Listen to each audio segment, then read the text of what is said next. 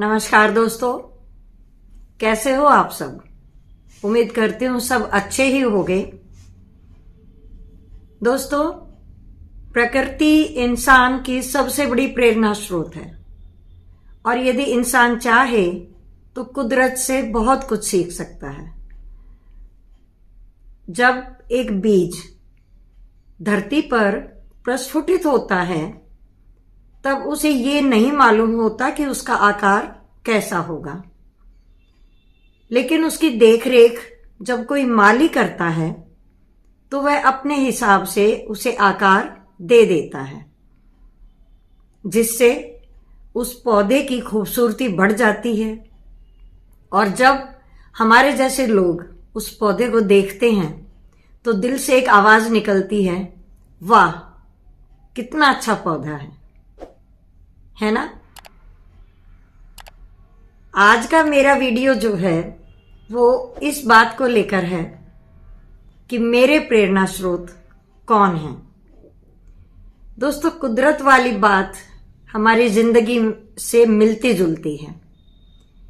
वो इसलिए क्योंकि जब एक बच्चे का जन्म होता है तो उसको संस्कारी बनाने में, उसके पालन पोषण में उस बच्चे के पालनहार का बहुत बड़ा हाथ होता है।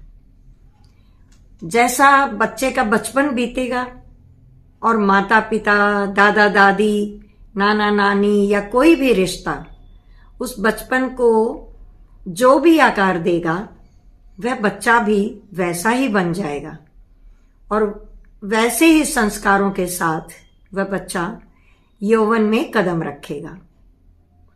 आमतौर पर यही देखा गया है कि बचपन में जो संस्कार बच्चा सीखता है वह उसे ताउम्र उसके साथ रहते हैं, लेकिन अपवाद भी हैं। 5 या 10% यौवन जो है यदि गलत संस्कारों में फंस जाए फिर उसका तो भगवान ही मालिक है। अब बात आती है मेरे प्रेरणा स्रोत कौन है। दोस्तों, जैसा कि मैंने कहा, बचपन में मिले संस्कार हमारे साथ उम्र भर चलते हैं, तो मेरे सबसे बड़े प्रेरणा स्रोत मेरे माता पिता ही हैं। आज मैं उनके बारे में सिर्फ 1-2 बातें ही बताऊंगी, वरना वीडियो बहुत लंबी हो जाएगी और वैसे भी आज तक का जो मेरा जीवन सफर रहा है उस पर एक वीडियो से काम भी नहीं चलेगा, बहुत सारी वीडियो बनानी पड़ेंगी। तो दोस्तों, माता पिता एक कुशल शिक्षक थे। वो दोनों ही अनुशासन प्रिय भी थे। हाँ, आज वो इस दुनिया में नहीं है। माँ तो बहुत पहले चली गई थी और 2-2.5 साल पहले पिताजी का भी स्वर्गवास हो गया। लेकिन दोस्तों, दोनों ही कर्तव्यनिष्ठ होने के साथ साथ सत्य और ईमान की राह पर चलना उनके उसूलों में शामिल था और उनके जीवन में बहुत सी मुश्किलें भी आई, लेकिन उन्होंने कभी भी अपने उसूलों को नहीं छोड़ा।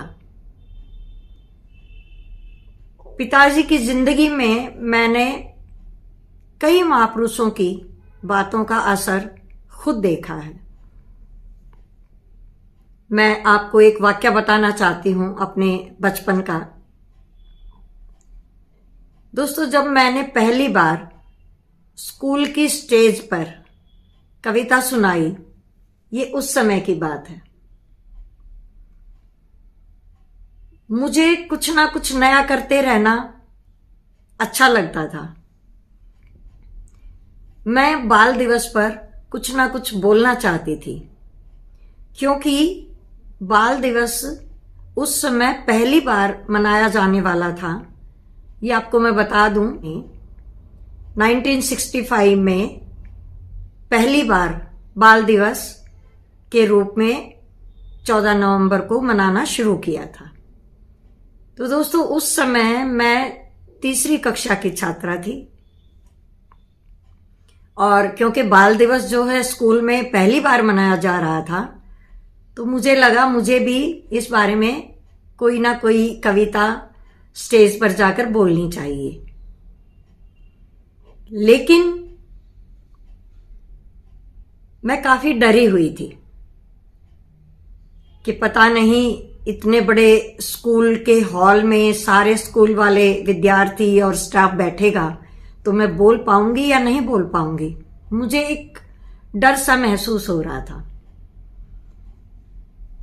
तो दोस्तों, इस बारे में कार्यक्रम से एक दिन पहले मैंने अपने पिताजी से बात की।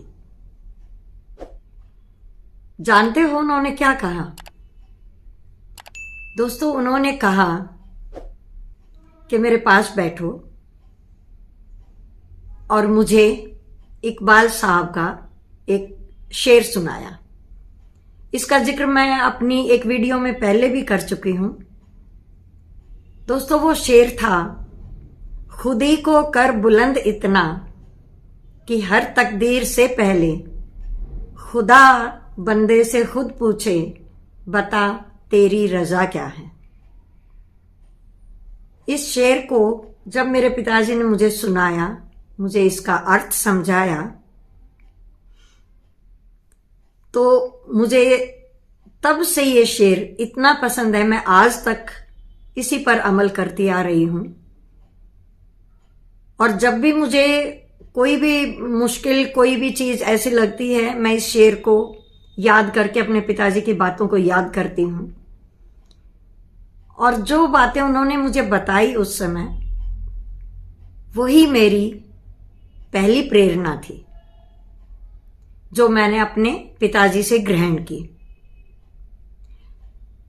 दोस्तों, उस वक्त मैं तीसरी कक्षा की विद्यार्थी थी और ये शेर सुनने के बाद और पिताजी की बातों से जो मुझे एक ताकत मिली, हिम्मत मिली, उससे मुझे स्टेज पर जाने का बहुत हौसला मिला।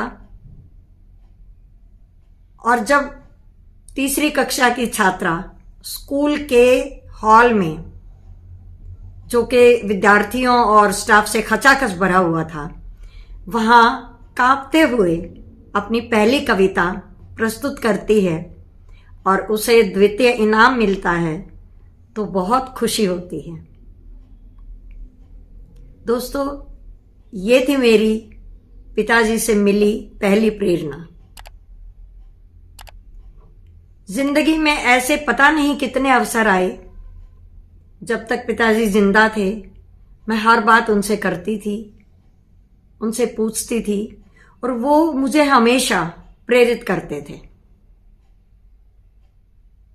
उन सब के बारे में मैं फिर बात करूंगी। अभी के लिए वीडियो इतना ही। मिलती हूं कोई और अच्छी सी मोटिवेशनल वीडियो लेकर। तब तक राम राम।